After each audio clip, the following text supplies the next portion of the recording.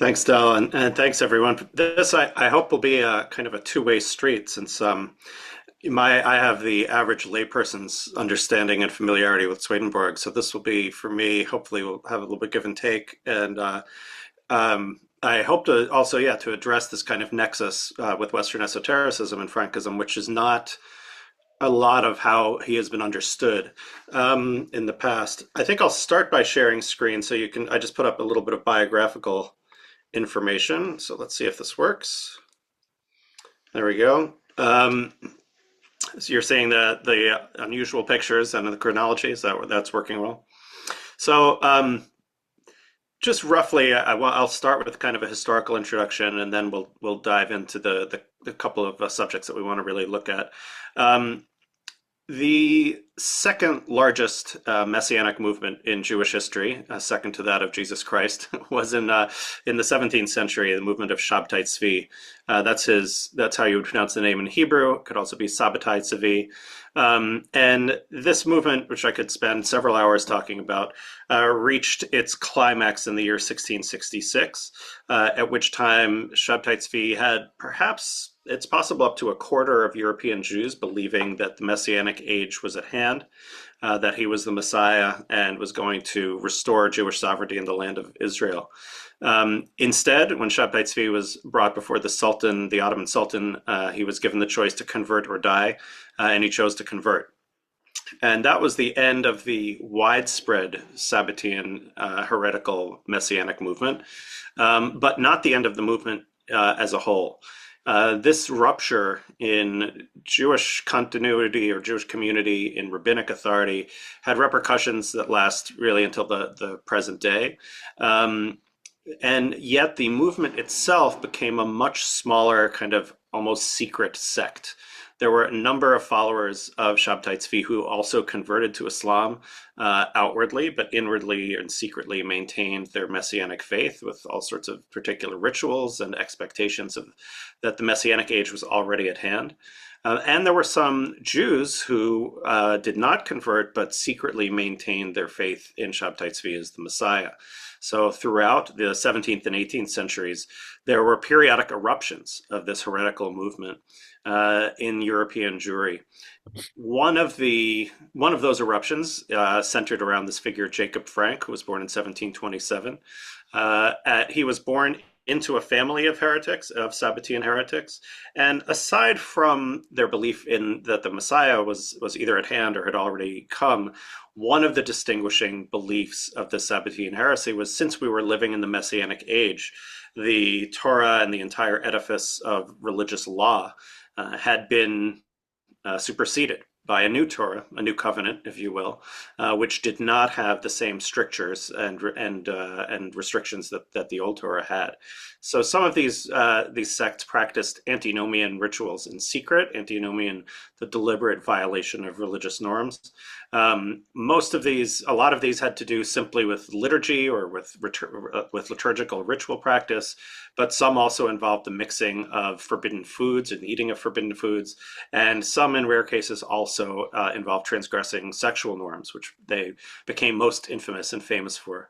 In fact, I think if you were to ask a Hasidic or ultra-Orthodox religious Jew today what they know about Shabtai Tzvi, the false Messiah, it would be the first association would be about sexuality and the abrogation of sexual norms. This is also true among scholars. As you know, I'm a student of heresy, and I've been teaching a lot about various heresies across history, and it's almost universal that the heretics are accused of licentiousness. Here, there's at least some basis for that. There's some truth to it, but the importance and the amount and the nature of the transgression, which was really ritualized and choreographed, was greatly exaggerated. It makes good headlines if you're a scholar or a heresiologist. So Jacob Frank, born into this community, goes in 1755 to the center of the community, which was Salonika, and had some kind of either mystical experience or some kind of prophetic experience. We might say totally anachronistically and crossing religious boundaries that he was slain in the spirit. He began speaking in tongues and had some kind of ecstatic experience and was recognized as the reincarnation of Shabtai Tzvi in 1756. he was one of many sectarian leaders at the time, did not really announce himself as the new Messiah, and never really did. But nonetheless was a charismatic leader who attracted a lot of followers. And in 1757, this came to a head, where when the Sabbatean sect led by Jacob Frank was growing numerous and attracting attention. They either were engaged in a antinomian sexual ritual, or they were accused of being engaged in one, and we may never know the answer. In 1757, and at the time, this was that Jacob Frank had then crossed over north from the Ottoman Empire into present-day Poland, Poland and Lithuania. And at the time in Poland, you could be a Christian or you could be a Jew, but you could not be neither. That would make you a heretic, and you would be subject to the church law, to Catholic church law, and tried and usually put to death as a heretic. In Jewish law, there's a long-standing norm not to turn people over to Gentile authorities. The rabbis at the time flagrantly violated that norm. They felt that the heretical movement was too powerful and had to be kind of cut off. The picture at the top here is an engraving of one of the great persecutors of Jacob Frank, a rabbi named Yaakov Emden, and it's a monster. And what's written in Hebrew above the three heads of this beast are Notzri, Yehudi, Ishmaeli, in other words, Christian, Jewish, Muslim, Ishmaelite. And Frank was seen as crossing all of those boundaries, and of course being a sort of demonic figure in doing so. There's fascinating stories about the series of disputations that followed that we could talk about in the discussion part if that's of interest. At the end of the day, the whole Frankist community, which probably numbered around 3,000 people, was forced either to, again, convert to Christianity or to be put to death as heretics. And the community converted en masse, the largest mass conversion in Jewish history. But they didn't. They already had a model for what a false conversion would look like through the sect, and it turned out that they had just done the same thing that their ancestors had done just under 100 years ago. This was discovered. Frank was put in jail for 12 years, was eventually released due to shifting military campaigns between Russia and Poland, and it had a kind of late career, should really say 1772 to 91 there on the penultimate line, late career as a kind of moving through Western esoteric undergrounds within Europe at the time, which probably everyone on this call knows, the late 18th century, kind of the high point of Illuminism and various different, the Freemasonry and other secret societies across Europe. Frank was not the only kind of either Jew or crypto Jew to find a home, I would say, in that world. There was kind of a market for Kabbalists and mystics, but he became one of those. And it was in that late period of his career that he dictated the oral teachings that became known as this Book of the Words of the Lord, which are now available. Although still not, I think, published in a good translation, but I translated a lot of it for my work, and bits of it are online as well. Del, since you mentioned the books of Jacob, which clearly is the most, it was funny because it was right around, my book was almost coming out, and by far the biggest publicity for Jacob Frank in the last 300 years. The book is actually quite faithful to certainly the social milieu that Frank grew up in. I think Tokarczak brilliantly evokes this world. These were the marginalized of the marginalized, right? So these weren't just Jews who were second class citizens, if even we should say citizens, but these were the outcasts within the Jews. I mean, there was a great deal of poverty, and also what we might call kind of a superstition, but I would just say less normatively, an intense mystical and religious fervor, messianic expectation in this community. I would say we can talk about this more in a bit as well. The one area where I think Tokarczak and I maybe differ on the reading of this history is that in the words of the Lord, Jacob Frank tells all kinds of outrageous stories, which surely are largely false. He has one story where he goes into a synagogue and takes his clothes off and opens up the Torah scroll and sits down bare-assed on the Torah scroll. There are good reasons to think this never happened. I'm not sure anyone would survive doing that, right? This was Frank telling a story at least 30 years after it was alleged to have happened. Now, what's interesting about that story from a literary and religious studies point of view is that anyone would tell it, right? That's a remarkable, if you're going to create a kind of auto-hagiography, that episode might not be one that you would include, right? So it's still really interesting that that is included in Jacob Frank's teachings. But as a scholar, I don't think that that happened, right? I mean, that's just somebody telling a story. And what Tokarczuk does is take a number of these stories, of which that's not even the most outrageous, and tells them in the novel. So you do get a kind of, I mean, I'm not objecting to that, right? It's a kind of magic realist text, in part narrated by somebody who's both dead and not dead, and so she has a lot of license, right? But if you were looking at that book as a history, it incorporates all of these many of these fanciful tales that Jacob Frank tells, which I don't believe really happened, as part of the actual narrative of his life in the 1750s. I take that digression just, Del, because you mentioned the book, and people often ask me that, how accurate do I think the book is? So in that level of detail, there's a difference, but I think more importantly, the book is quite accurate in depicting the kind of, today we would call it the vibe surrounding this heresy and its followers. So that's the historical introduction. I could actually, since it's a small group, I mean, we could pause for a second and see if there are questions just about that part so far. And if not, I'll continue to the teachings of Frank. Okay, great. So in terms of what Jacob Frank taught, Del mentioned before we began another scholar named Pavel Macheko, who wrote a book called The Mixed Multitude, which I think is, at least so far, the definitive study historically of the movement, and which I highly recommend.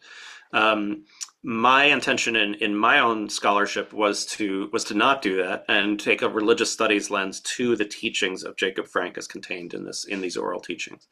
So there are a few features that are primarily that I think are central, and maybe I'll actually share screen again, and you can just look at the text even if we don't get to each one, because there's more text on here than we could really look at. I would say, there we go. I would say these are all sections from the book, The Words of the Lord. Again, these are transcriptions of oral teachings given in the year 1784. Maybe the first defining feature of Frank's teaching is its radical anti-religious and antinomian sentiment. So this again is in 1784, just the first dictum that I chose to include, right? All religions, all laws, all books which have existed until now, anyone who looks at them is like one who has turned his face backward and looks at words which have long since died, right? That is not a respectful attitude toward religious tradition. And even the next line, I came to Poland to wipe out all laws and religions. And that you find that in hundreds of these dicta. Total, there are about 1,500 of these teachings. Some of them are quite short, like the ones here. Some go on for several pages. But I want to highlight the second part of that sentence, which gets omitted in some scholarly understanding of Frank. To wipe out all religions, all laws and all religions, and my desire is to bring life into the world. There's a surprisingly modern critique of religion that you find in this text. Partly it's theodicy, as in the next section, 12:10. I once saw, he said, an old man eating on Yom Kippur, the fast day when it's forbidden to eat, young women and men with him. And what happened to them? Nothing happened to them. Good or evil, it was all the same. Again, from our perspective in the 21st century, this may seem a rather obvious critique of the inefficacy of religion, but spoken by a messianic leader within a heretical Jewish sect, right, that was quite radical. And what's striking is that in the Frankist, and I'd say this is the second sort of main thrust of the teaching, there is a very quintessentially, as I see it, and I'd love to hear from you all about this, at least in regard to Swedenborg in particular, a very quintessentially Western esotericist blending of a certain kind of rationalism or rationalist critique, like this basic theodicy critique, religion doesn't work, with a really Baroque, ornate, kind of supernatural imaginaire. And supernatural is a word I hesitate to use because it's all according to scientific laws and rules. And the main focus today will be about corporeality and physicality. So it's not quite supernatural, but it's definitely magical and not the same as what we might understand as later Western science, so to speak. So correspondences everywhere, a real rereading, an esotericist rereading of biblical scripture, where figures like Solomon and Ashmedai and Queen Sheba become the heroes because they have magical power, where Egypt is regarded as the birthplace of true religion, just as in the Hermetic tradition. And true religion, again, not in the sense of a supernatural belief in the divine, but in understanding the secret esoteric realities of our world. And really in a quasi-scientific kind of a way. So in 1066, when Franck says, I'm astonished when the world begs and prays and begs for places they've heard about, but not seen with their own eyes, right? So for Franck, there's a radical materialism, not in the sense of anti-spiritual, but in the sense of physicality, that it's either there or it's not there. He even says in this line, this next one in 1001, I told you there was a tower where a lady is hiding, etc., etc., etc. I didn't tell you about this in spirit or in heaven. This isn't a metaphor. I meant that there is a lady and a tower and there is a painting, right? It's the kind of demythologization in a way or of myth, or the reliteralization of myth. There's another text, which I didn't include here, where Franck goes to a synagogue that has the name, the Congregation of the Prophet Elijah, which is a nice, pleasant enough name for a synagogue. And he demands to see the prophet Elijah. And then the person in the synagogue says, well, that's just the name of the synagogue. And Franck gets very angry. It's like, how could you call yourself the Congregation of Elijah if there's no Elijah? And he gets very furious. So just as I was discovering this text many years ago for the first time, it was quite puzzling, this juxtaposition, right, of kind of quasi-philosophical objections to religion, and yet a lot of magic, myth, and esotericism. And it was only, I knew hardly anything about the Western esoteric tradition. And Jacob Frank is usually taught as part of Jewish history. So you learn Kabbalah, and you learn about Shabtai Tzvi, and you learn about Jacob Frank, and then it goes on to the next phase, which is the Hasidic movement in the 19th century. And in the book, I try to make a claim that Franck should equally be understood as a development within Western esotericism in the 18th century. And so the more you know about that, the more familiar it actually becomes, and the less strange the kind of critique. There's also a radical political critique. And there's the constant, the Frankist quest. I guess this would be the third major feature of the book, of Words of the Lord. The Frankist quest is an alchemical quest. It's to attain immortality.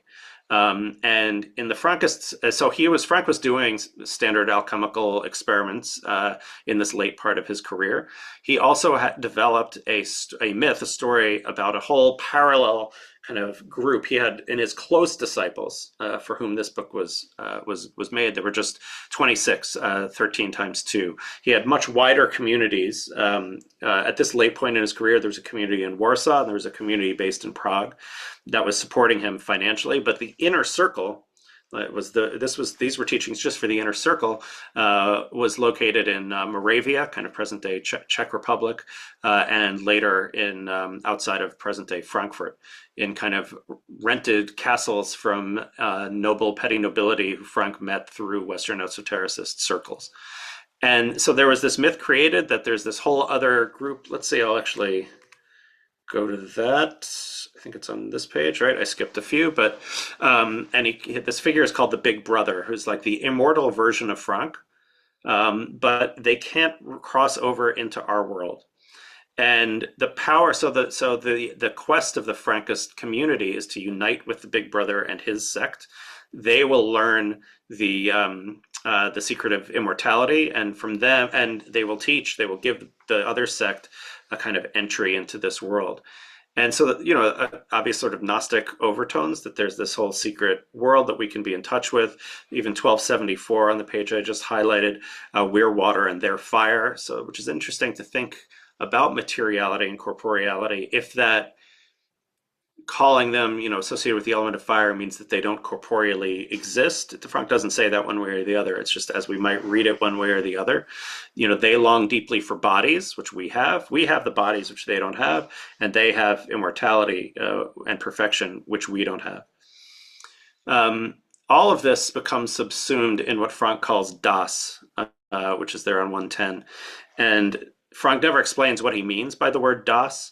I think it's pretty clear. My reading, and Pavel Macheko, I've mentioned before, kind of has a few options for what that means. I think Das means gnosis. It's a translation of Dat, right, which means knowledge.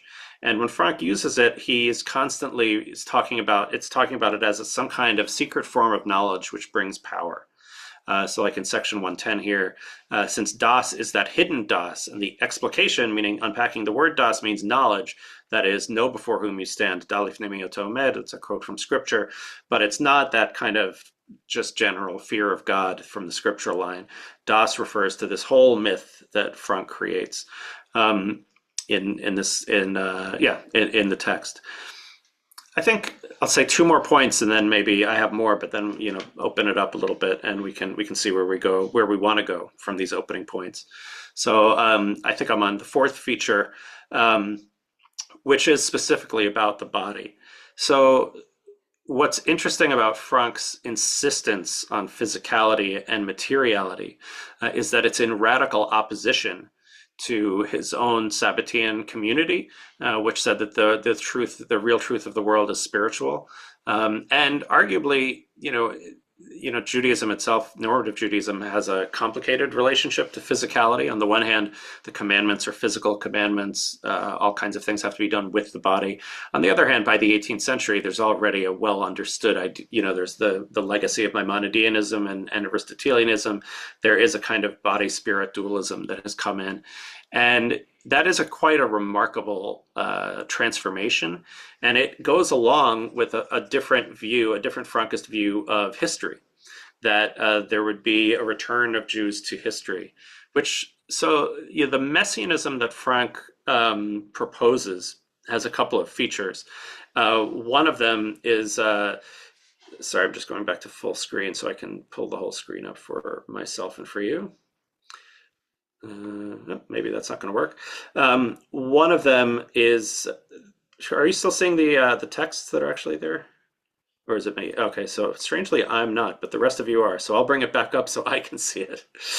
All right, hold on one second. So much for trying to make it easier. Great.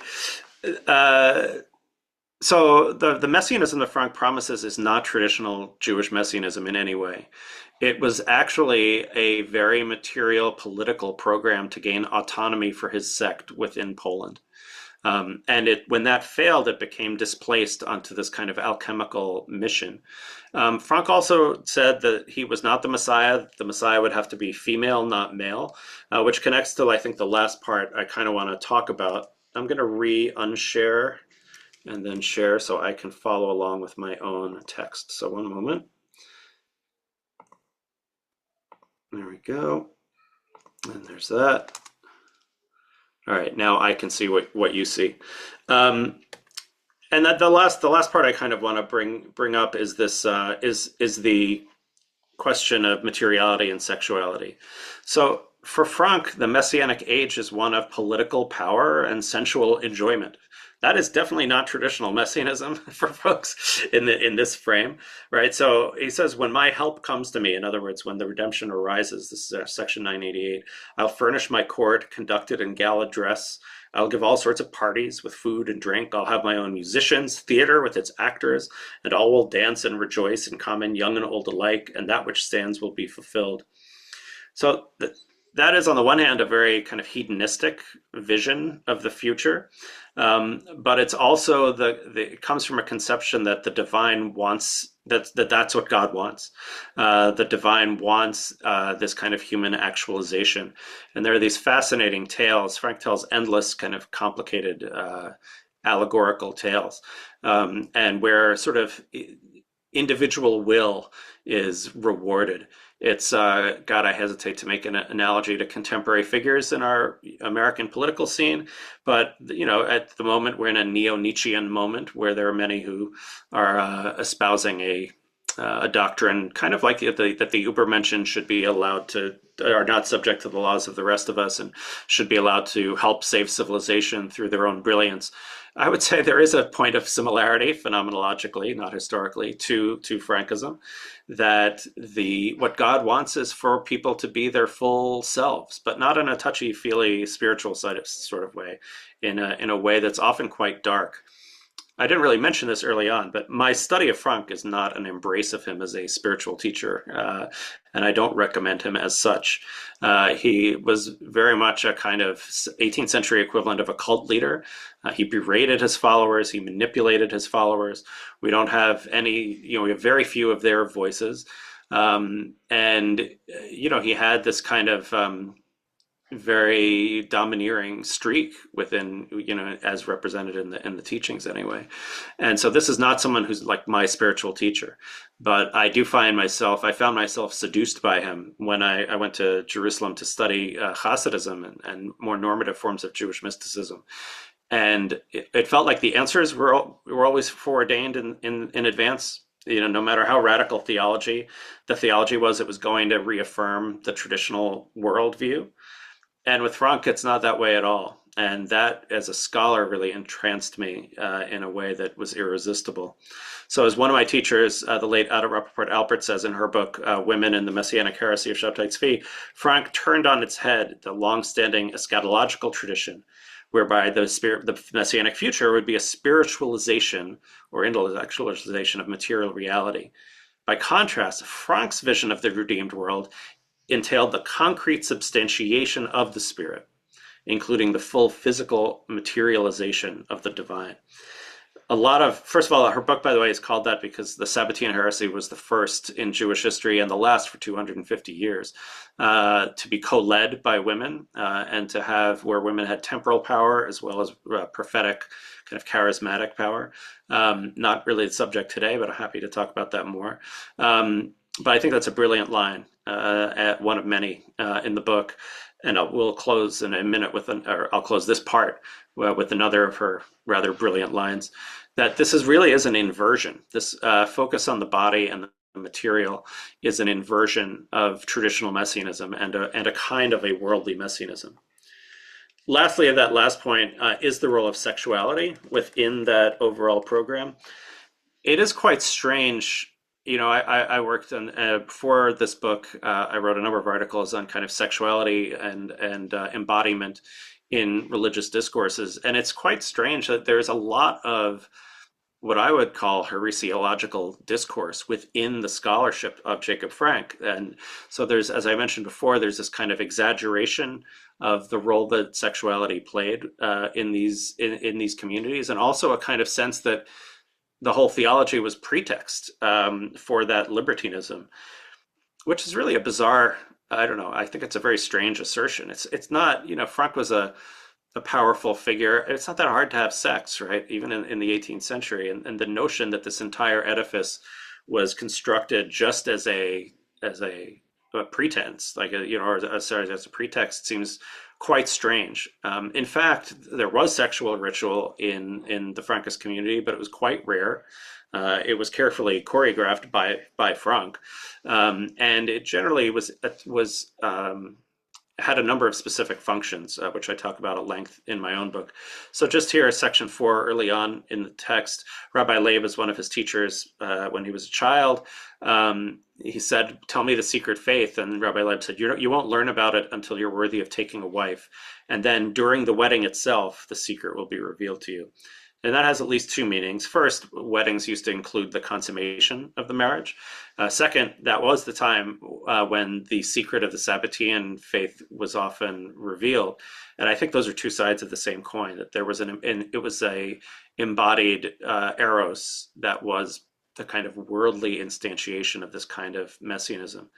One of the very, very few accounts, whether we give it credence or not, but it is a Frankist account of Frankist sexual ritual, comes right at the eve of the mass conversion. And it is quite a remarkable passage, so maybe we'll take a look at it. Just making sure everyone can see it. It says RA section 46. I'll just nod if that's actually great. So the Lord, that's Frank. This is not narrated by Frank. This is somebody in the sect recounting the chronicle of the movement. The Lord set up a guard made up of our people in the courtyard, so no one could look through a window. And he went inside with the brothers and the sisters. That's the members of the sect, and Her Highness, Frank's wife, Hannah Frank. May her memory be for blessing. By the time, so we know this was recorded much later. He stripped naked and ordered all those gathered to do likewise. Then he took a small bench, drove a nail into the center, and set 2 burning candles on it, and hung his cross, because he had just converted and the rest of the sect was about to, from the nail. He kneeled before it and took the cross, bowed in 4 directions, and kissed it. Then he ordered Her Highness and everyone else to do so. After that, sexual relations took place according to his determination. And so just before the last little part, this is a pretty remarkable, I mean, this would raise eyebrows, I think, even today, probably, get us banned from, various school boards and town councils. But clearly, right, this is a sort of reaffirmation of the heretical nature of this movement, right? I mean, imagine the kind of, these are, there are only 3 commandments in traditional Judaism that one is told to die rather than transgress. And one of them is idolatry or converting to another religious tradition. And that's what they were all about to do. And it's at that liminal, transitional, I would say, maybe traumatic moment that this reaffirmation of heretical religion, anti-religion, is instituted by Frank. And so that for me is an example. Again, there are very few actual texts that describe any of these rituals, but where they do, it is at these very specific moments. I'm not sure I'll go into all the theology of it because I do want to get to the kind of the conversation, but Frank's theology of why this is the case revolves around this figure of the maiden, the panna. And it's kind of amazing as a historical coincidence, or maybe if it's more than that, but I would say a coincidence, that the place where Frank was imprisoned for 12 years was the Polish shrine of Częstochowa, which I don't know if any folks here know about this. It's like the national shrine of Poland. There's a version of it in Pennsylvania, actually, that was rebuilt. So if you don't want to travel over to Częstochowa, Poland, you can still visit it. And it houses one of the most famous Black Virgins in Europe. The Black Virgin is a recurring theme. It's a dark-skinned version of the Virgin Mary.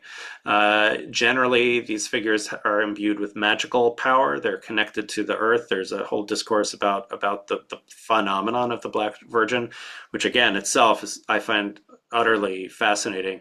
This doctoral research really gave me some irresistible rabbit holes, and that was one of them. I did actually visit the shrine of Częstochowa, and it is quite remarkable. The portrait of the Virgin is revered, not just as a portrait of the Virgin, but as its own object. So the physical portrait is painted on wood. According to, I guess, legend or the religious teaching, it was painted by John the Baptist.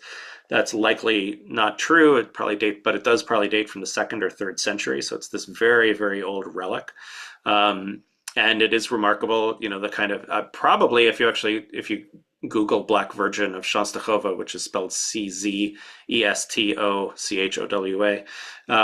probably a more faithful rendering of what the skin tone of an Israelite Palestinian woman would be, but certainly at odds with most European depictions of this very light-skinned virgin.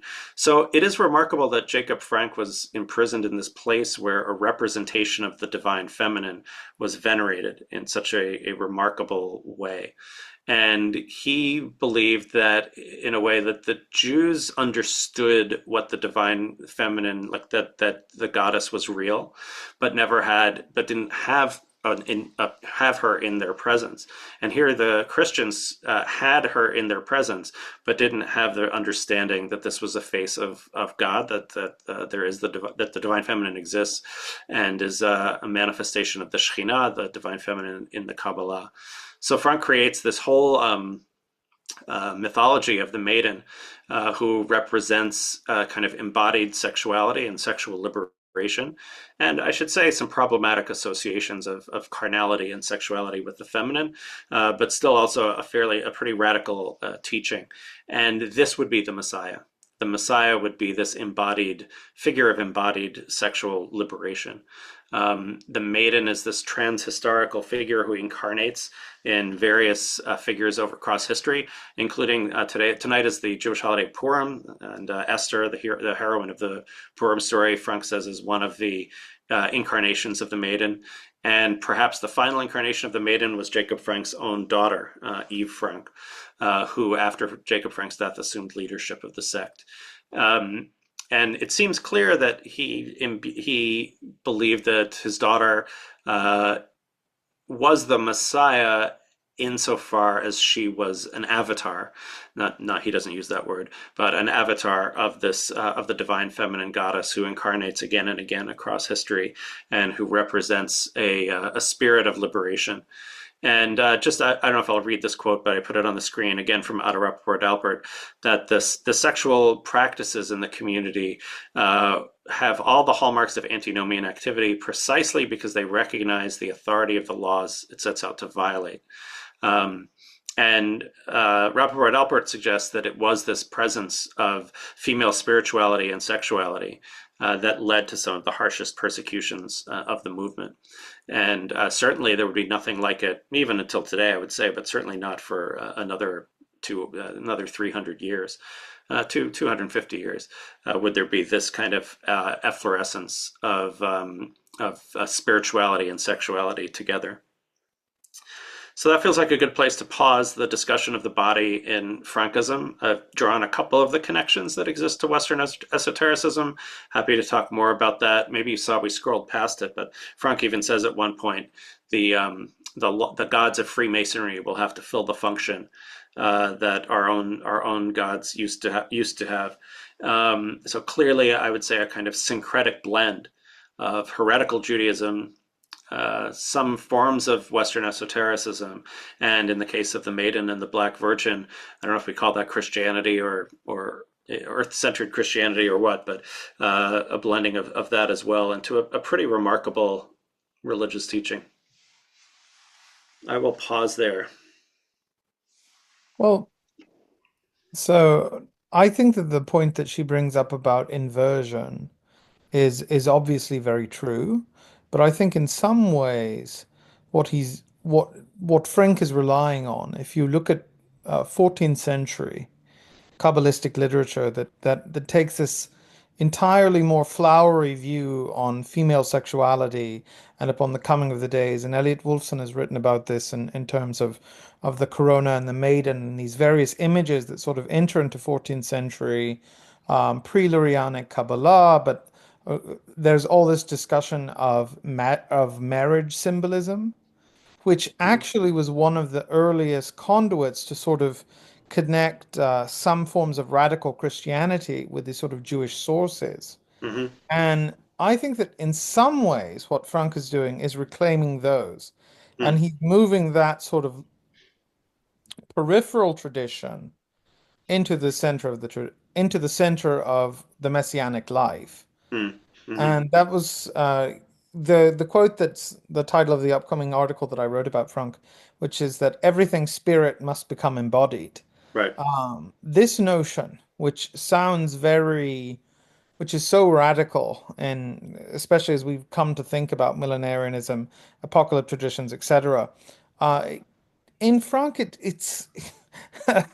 it's really surprising about how seriously he takes that, and that this particular idea, which isn't really present in Shabtai Tzvi to the degree that it was anywhere else, that this sort of idea continues on in Jewish radical thought, even to the 1900s, where Oscar Goldberg Mm. is writing his own sort of apocalyptic take on the 20th century and trying to go back on all these things. But yeah, I think it's so fascinating. Does anyone else have any thoughts at this point, particularly around that sort of constellation of ideas, women? Um, Well, uh, I would just like to comment that one of the impressions I was left with from reading Olga's book, and as you say, she does really give you a good mindset of the struggle that the Jews were experiencing in Poland at that time. And one of his early followers is a young man, and the fellow who owns the store. Um, and I would just like to mention that, especially if you had a materialistic view yourself, one of the things that might have resonated with people about Frank is he was trying to do something. It was really, in a sense, he was a political person that would stand up and try to do something. And one of the things he was after also was to try to allow Jews to be ennobled, Right. they had to do to have land. So Right. there's also an aspect here I see that part of his appeal would have been his political ideas. The material means betterment. You're better off as a people. And I think that one thing the fictional book does is it really helps you to appreciate that there were external reasons for this beyond the spiritual. Yeah, thank you. I agree with that. I think, yeah, I mean, imagine, these are like peasants barely at a subsistence level of Mm. survival. Disease is rampant. They have absolutely no rights of any kind. They're really at the mercy of the Christian culture of which they're part. And, the traditional, it's almost quasi Marxist a little bit. The traditional religious response is, well, but on a spiritual level, you're free. Or, Mm. it's less about afterlife in the Jewish tradition, but more about, like you can experience freedom, spiritual freedom. And Frank kind of says, well, no, that's nonsense. Mhm. How about actual freedom, physical, the ability to, and just Karen, what Karen mentioned, if a Jewish convert to Christianity in Poland at the time would receive this kind of low level of nobility and the ability to own land, and it was an incentive for Jews to convert, and so this really was a passport, right, to a whole different kind of life, and there is kind of if we look at this as this was a really oppressed, marginalized population, and Frank could be seen as kind of providing a I don't want to quite say a permission slip, but something like that, where there could be a maintenance of this distinct identity, but also a physical transformation of the of physical circumstances. And just to link that to what you said, as there was no a lot of what, again, if you asked somebody on the Hasidic street who's heard of Jacob Frank and Shabtai Tzvi, the first thing they would say is what you just said. They corporealized the spiritual, and they're Mm. right about that. Right? We looked at at texts of Frank himself saying he was doing that, and that Mm. was a terrible mistake. Right? That religion spiritualizes the corporeal. It elevates sexuality as a metaphor for the divine, not an instantiation of the divine. Like the point so for example, in ecstatic prayer, there are all of these manuals that it's a male audience and a male speaker. You should sway before God like you're making love, and this in this whole eroticized way, but not actually make love, right? That's right. That, and it was the mistake of Shabtai Tzvi and Jacob Frank to according to the critics, to corporealize the spiritual. Um, and that's right. So all of the sexual erotic language in the Kabbalah from the 14th century through to this moment, at least as far as we know, never translated into physical practice. Now, maybe it did, and nobody wrote about it, but there's no evidence that it did until this movement. Mm. Likewise, and Wolfson points this out as well. I just saw him last week, by the way, or at a conference I put together at Harvard last week. Uh, there was a lot of talk about the divine feminine, but no liberation or empowerment of women, of actual women. Right. So there is kind of a metaphysical quasi-feminism, right? But it's not feminism, right? And it's not a Mm. liberating, it's an incredibly patriarchal discourse. And a lot of what Wolfson, it's funny that a lot of people now in our time who are interested in recovering figures of the figure of the divine feminine in Kabbalah for contemporary theological reasons, actually end up disagreeing a little bit with what Wolfson says, because Wolfson's like says that point. You know, a lot of these metaphors of the uniting of the divine masculine and feminine are actually erasure of the feminine or absorption of the feminine into the masculine. Wolfson has this figure of the masculine androgyne, right, which would seem to be a contradiction in terms, but right, it's like it's the literally. I mean, you mentioned Corona. You know, Wolfson controversially brings some texts that say that that just refers to the opening on the male genitalia during circumcision. I mean, if that's not erasure of the feminine, I don't know what is, right? It's actually saying the feminine is just inscribed part of the masculine. And so, you know, there's this potentially liberating rhetoric for hundreds of years that does not translate into any actual liberation, at least not for, you know, for half of the people. And this was the first time where it did, both in an embodied way and also in a very realpolitik, you know, exercising political power and leadership way. And Ada's book goes into that in some detail. The other thing is, Notre Dame, built in the 1200s, was dedicated to Mary down there in France. How long did it take for that whole Mary thing to get to southern Poland next to Turkey, where you've Mm. got all that Islamic It, influence it there? would have been in the 600s. What is actually very interesting about the spread of Christianity across Europe in the time is that, devotion to Mary and particularly churches dedicated to the Virgin often preceded, any real understanding of Christianity. So, or certainly any idea of the type of Christianity that we would talk about today in terms of Christ as Redeemer or the Incarnation. And so the Marian imagery was in some ways the most successful Christian imagery. And so, although the Church of Notre Dame is, of course, I think it's 11 something, but when it starts, the building starts, and it goes into 12. Well, at any event, the first churches, some of the first churches that we know of, are dedicated to the Immaculate Conception of Mary, or that's a later Catholic doctrine, but it's to the Church of Mary, the provider. I mean, these are some of the earliest Christian churches we know of. So it would Yeah, have definitely been, that's my point, is that Frank observing that, yeah, and seeing how that was a core strength in yes, maybe a And tendency. that does not, you know, exist in any normative Judaism. Obviously, there's not iconography in general, but there's not, you know, and where it does exist in limited ways. You know, it's funny. I mean, I grew up in a kind of middle of the road Jewish family, and you know, every Friday night there's liturgy where we welcome the Sabbath Queen, and I never really gave any thought to that. I was like, okay, it's just like we're welcoming the Sabbath. You know, that's fine. It's just like a metaphor or something.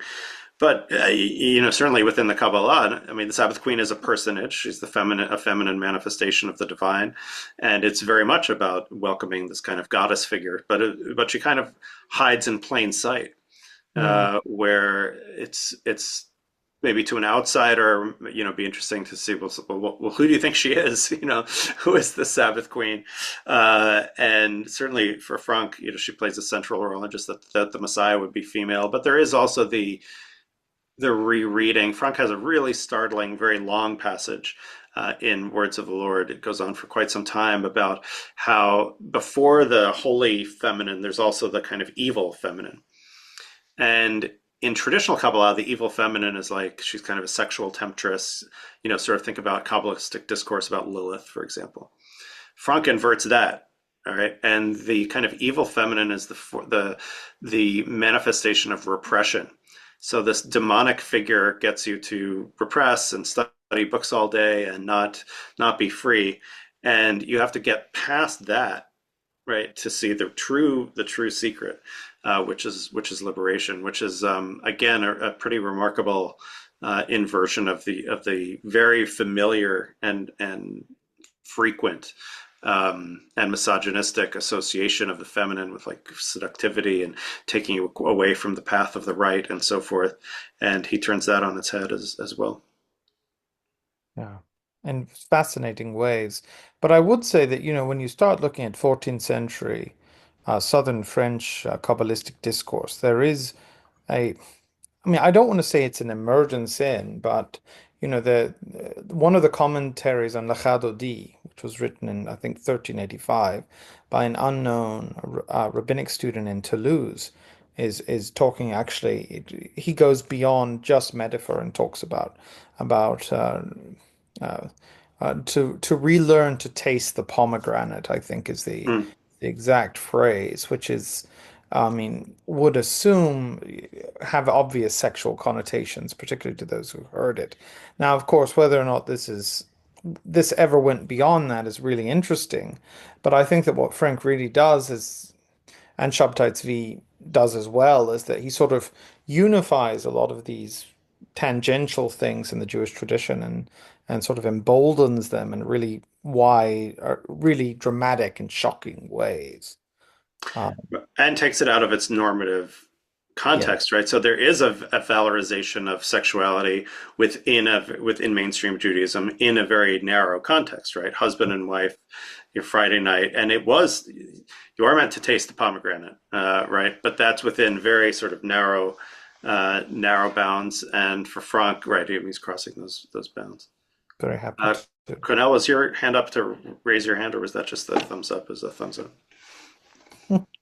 No, that was it automatically did it for some odd reason. Okay. It does, doesn't Fair it? Yeah, if you do. enough. No, it doesn't. Okay. Well, do we have anybody else who has a particular statement about? Hi, Rodney. There we Anybody go. else who has a particular point or something that they would like to raise before we move on? Okay, Charlene, I can't hear you. You're muted. Okay, sorry about that. Um, we mentioned Swedenborg, and I'm not sure if they were contemporaries. There was a date earlier, 1784, and I know Swedenborg was going through his spiritual awakening 1744. So it looks like they were alive maybe at the same time. Alive at the same time, but there's some back and forth. It's hard to establish who was reading what. Hmm.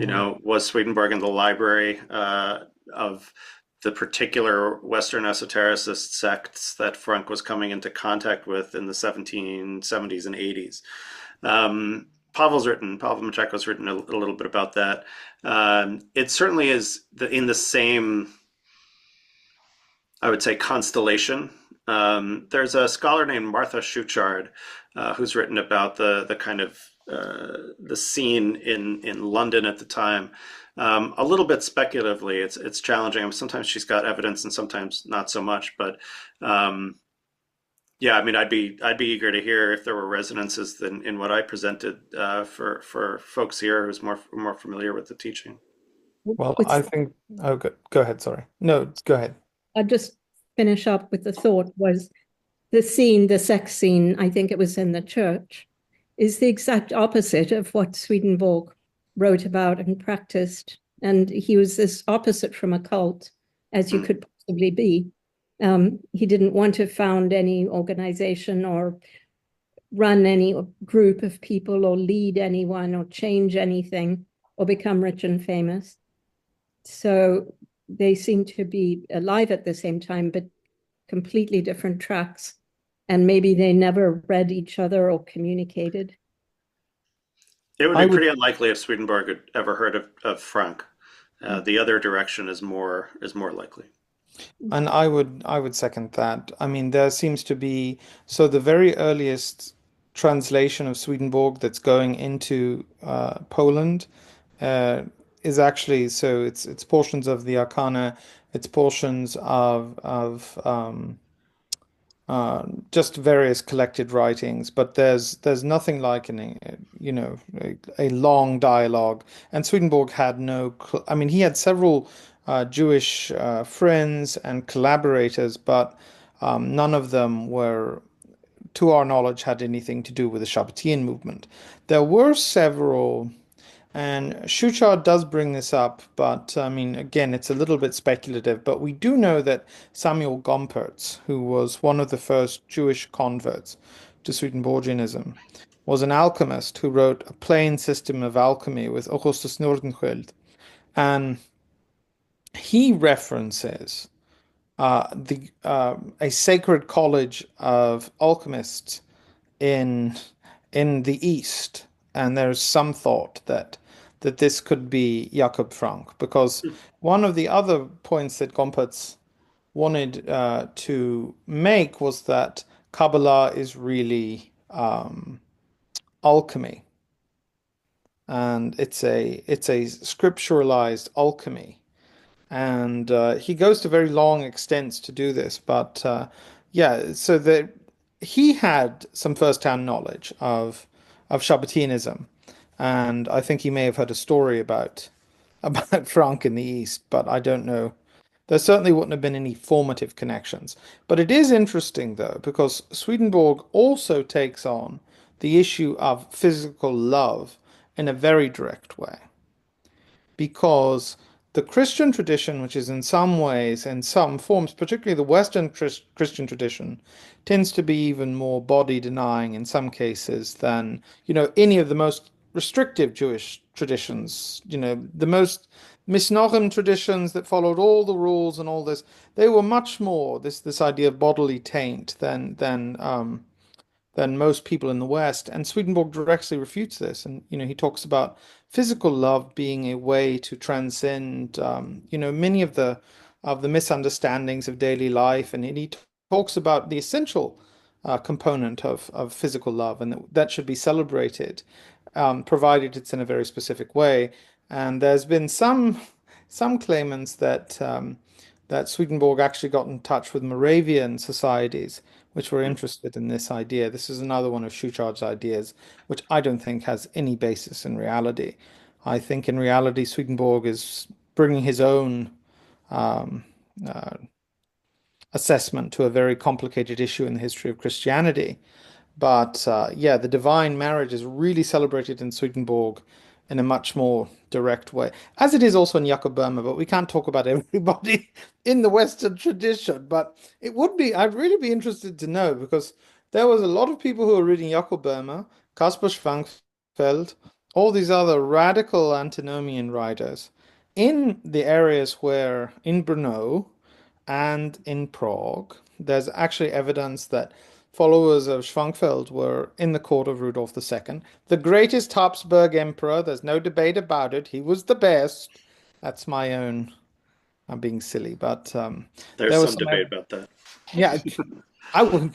No, there's not. It's been declared on high from Shekhinah herself, has said he's the one.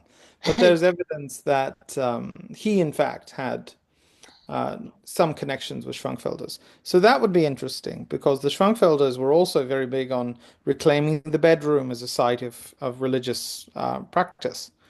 But Hey, all. First, I want to say thank you to Dr. Michaelson for gracing us with his presence. Um, I'm I'm super rapt listening to this conversation. Um, I have a question. So I know that scholar like Sholem wrote a bit about um um the Sabbatean Frankist connection with reform and with the Enlightenment, and I know that that's kind of a contested um, or a contentious sort of connection, with the breakdown of rabbinic Judaism and in the ghetto, and the formation, creation of new sorts of identities, or not just identities, but like ways of being human. And I was wondering if you could speak on that controversial topic. I know that there's people like Moses Dabrushka who are out there, or there's maybe only him, but I know that he wrote a book on sociology and got guillotined, but or he wrote a book on proto sociology, I guess. Anyway, I'll I'll be quiet, but I just wondered if you could speak on that. Thank you. Sure. Yeah. So the I think you've stated the Sholem theory pretty well. Gershom Scholem was the founder of the modern study of Jewish mysticism, and he was the one who really elevated it as a subject of study. Prior to Scholem, this kind of scholarly consensus, which was heavily influenced by kind of German rationalism in the late 19th century, was that this is all superstitious nonsense and not a subject worthy of serious attention. And Scholem radically transformed that, created the field in which I studied. And he did have, among many other meta theories, of which he had many, that a theory that Jewish history could be explained almost entirely internally. And there are a lot of reasons why he had that theory, but that led him to what I would say, and I think the scholarly consensus would say, or some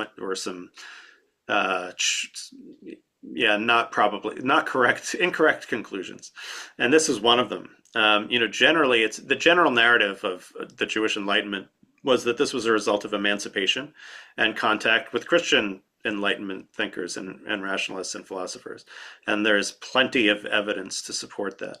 Scholem actually argued that this was really the Haskalah, the Jewish Enlightenment, could really be understood internally as an internal matter of Jewish history, and that it was the Sabbatean heresy and Frankism, mostly Sabbateanism, that ruptured rabbinic authority, and that suddenly opened up this possibility or space for critique of religion.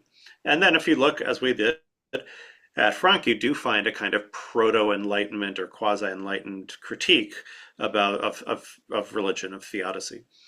The trouble is that there's not really evidence for that. In my book, I spend a while on this. I'm a post Scholem. So the post Scholem view, which has been put out in countless articles, is just tracking the historical record that it really was contact with Christian Europe that caused these changes. That it's possible in some way, sure, that the Sabbatean heresy did show that rabbinic authority could be defied for a while. And I'm sure that, certainly that had an effect. But in terms of the specific figures who created what would later become Reform Judaism or Enlightenment Judaism, were influenced by Christian figures primarily.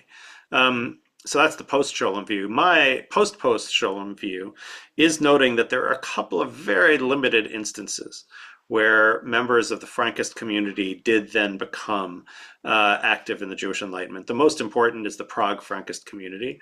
There are a couple of texts from that community which do blend Frankist esotericism with rationalism, with a kind of a proto. There's even one that it seems to have been written independent of Mary Wollstonecraft, but which really echoes some of the same kind of early feminist ideas in her work. So there is that one small nexus. Coincidentally, the leading family of the Prague Frankists, the Dembitzes, are also ancestors of Justice Brandeis. And there's some scholarly work now happening about Sabbateanism in America. But that's a very limited nexus point, and even there it's not quite clear where the influences were.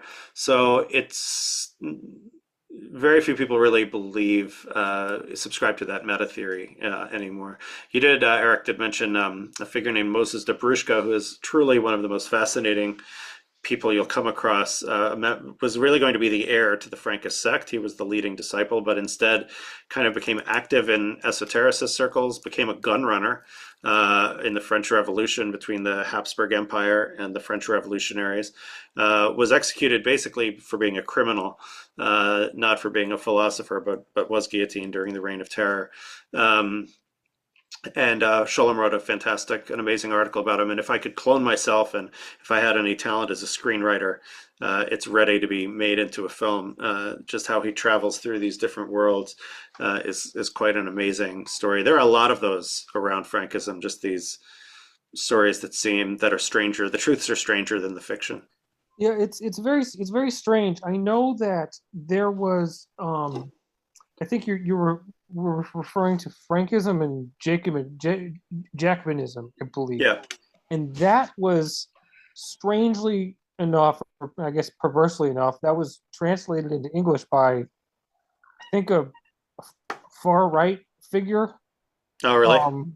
I don't know if you know that, but there I think because it exists only in French, but it's very bizarre that happened. Well, so since you mention it, and we're talking about truths being stranger than fiction, Jacob Frank, in addition to the Tokarczuk novel, has had a renaissance on the anti-Semitic far right, which is quite remarkable, actually, that this very obscure figure and a colleague of mine actually has traced the lineage of it. Actually, even gets even weirder. So you will find Candace Owens, right, noted kind of Trumpist anti-Semite, and has really gone over the line in terms of recent anti-Semitism, had a whole session of her show devoted to Jacob Frank, which was really quite remarkable. And her lineage, she got it from David Icke, the sort of paranoid conspiracy theorist, and also rabid anti-Semite who said Jews are descendant of the kind of the lizard people, the aliens, just like in the TV show V. And he got it from actually an Orthodox Jewish figure who was critiquing Reform Judaism. And he said these reformers, these liberal Jews, aren't even really Jewish. They're descendants of the Frankists, of Jacob Frank. And it's actually a way that David Icke says that he's not anti-Semitic at all, because he's not talking about, when he says that there's a secret conspiracy of Jews who are taking over the world, he says, well, those aren't the real Jews. Those are the Frankists, not to be confused with actual Jews. So I'm not anti-Semitic, says David Icke, because I'm actually just attacking this other group. And so surely one of the strangest, if I don't recommend doing this, do this on a not on your own YouTube account, so it doesn't mess with your algorithm. But if you just look around, Frankist plot control the world, something like that, you'll find a whole array of conspiracy anti-Semitism based in the lineage of Jacob Frank. And what's remarkable about this, first of all, this is just totally remarkable. There is a shred of truth to it. And that thread is Moses de Bruschka, who really was a Frankist who was involved in the French Revolution. But that's as far as it goes. I mean, there's not a actual conspiracy, and Frankism dies out. Eva Frank does not have Jacob Frank's charisma. She also spends a lot of money maintaining her kind of quasi-royal court. It basically goes broke. And Frank also had two sons who did not have the talent of leadership. And by 1825, 1830, the sect is really gone. And then it becomes an object of memory for the members of the sect who were in Prague and in Warsaw. And so in Warsaw in the 19th century, a large percentage of the lawyer class of Warsaw was neophyte Christians, in other words, descendants of Frankist converts. So they're the ones who maintain the texts, which we now have. But as a real sect or anything with any cohesion, it's finished by the mid 19th century. So that is definitely one of the weirdest afterlives of Jacob Frank. That he's certainly better known at this moment, between the Tokarczuk book on the one hand and the anti-Semitic conspiracy theories on the other. He is better known now than at any time, including when he was alive. Thank you for that extended explanation. I do appreciate it, because it's I've read some of Schoen's work. I've read bits and pieces of your book. I'd like to read the whole thing, of course. And then I read Tokarczuk's novel last year, and it was just totally enthralled by it. And Dell and Karen and those in the library will attest to my kind of circling back to this topic. So thank you. My pleasure. Always happy to talk Jacob Frank. It does not come up a lot in my current work. Although I did just teach him. I'm teaching a course on antinomianism at Harvard Law School this semester, and so we did read Jacob Frank along the way.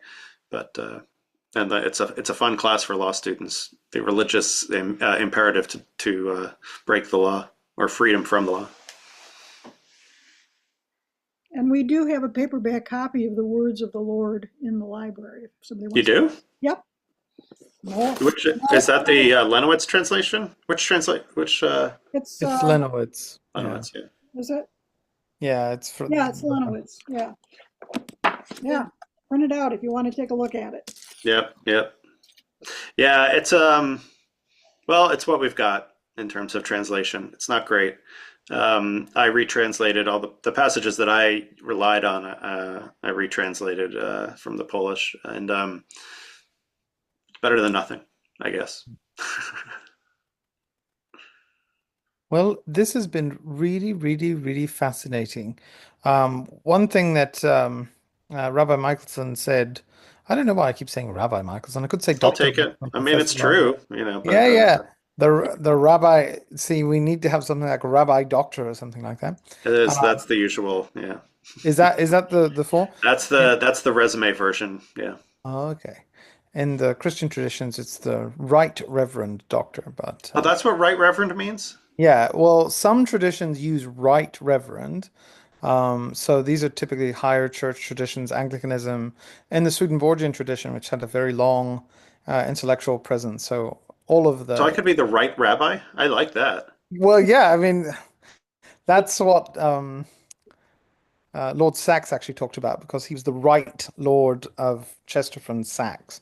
So he said he was the right rabbi. Huh. Um, so he was quite happy with that. But yes, thank you all for attending this. He said, Rabbi Michaelson said earlier that, it's Purim, so he's going to take the kids out. And one of the traditions, one of the antinomian traditions that the Sabbateans were particularly taken with is the idea of drinking until you cannot notice the white from the black and living in that sort of joyful moment of intoxication that is the Messianic age. Shabtai Tzvi actually gives his own spin on this several times. But yes, well, we are very, very grateful for you coming, and hopefully, when we're going to do a panel with Elliot Wolfson, so we will invite you here to the big city of Chicago to talk with us about that. And go out for pizza. There is a kosher. I found this out from a Chabad Lubavitch person that there's a kosher, like a glot kosher Chicago pizzeria. Eh. I did not know. I did Luckily, not. I'm not that observant, so I'll do the real thing. But there is a really good kosher sausage place up in the northern reaches up there. That place is really good. I've had that many times. Whenever I was in Chicago, I would go up there and bring a suitcase home. Not a suitcase, but a little bit My home. grandmother was from. Her family were Breslovers, and she used to say. So she married a Scotsman and left that. And she would always say, whenever we were eating pork, which was every day of the week, she always said, just tell the religious family that that's chicken. We eat a lot of chicken. And of course, that's what we continue doing. She said, if anybody asks, just say we're having chicken again. That's a good antinomian place to end. That is. Well, thanks everybody. I hope to see everyone for sorry, Karen, his name completely escaped Robert me. McCluskey. Robert's talk on the 20th, Understanding the Christ Event, for Swedenborgian Christology. And I think for those of you who are interested in understanding more about the specifics of what makes Swedenborg's Christology so important, then this will be a good intro. And then we're going to talk about Paul next month. So I can ramble on about Paul, the most complicated Messiah, the most complicated theologian in the world, and the most influential. But okay, well, with that, Chag Purim Thank you. and Guth Yontif. That's my favorite one. But All right. okay, so yeah, so we'll see everybody hopefully next week. It's so good to see you again, Charlene So and good to see you Sue all.